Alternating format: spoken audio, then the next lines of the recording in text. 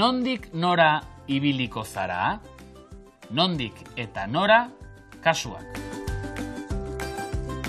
Haupa, ongi etorri. Gaur ibilbide baten deskribapena egingo duzu. Nire hurrengo bidaia prestatzen ari naiz. Gaztelugatxe uhartea bisitatuko dut. Ezagutzen duzue? Bizkaiko kostaldean dago. Bermeon, baina Bakiotik gertu. Ea ba, informazioa goitik behera irakurriko dut.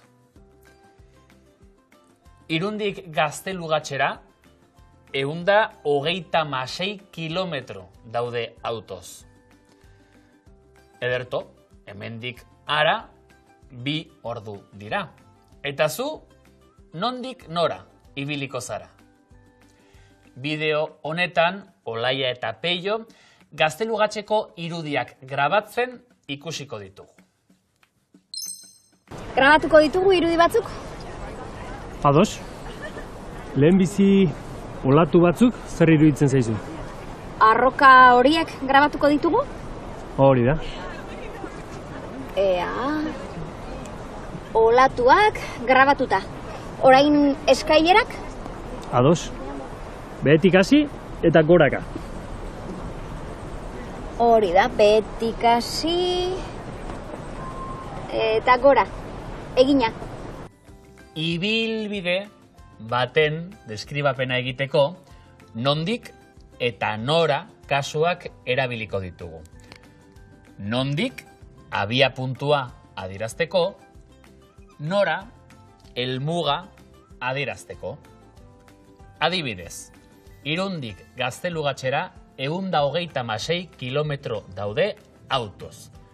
Abia puntua, izena, nondik kasuan, eta helmuga, izena, nora kasuan.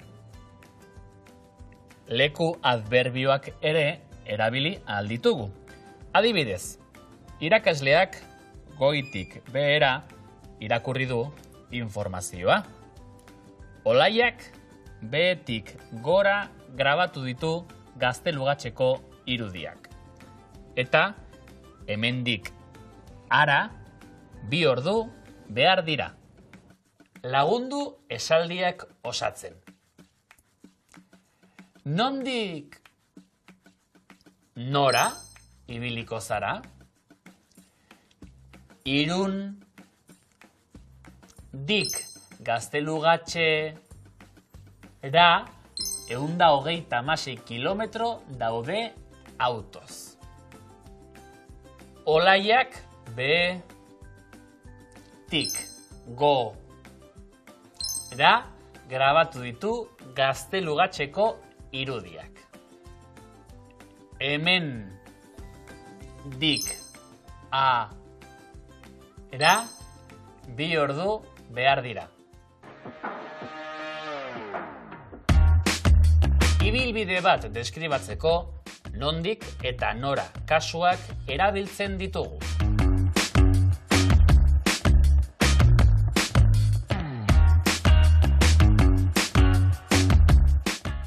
Beste leku adverbio batzuk.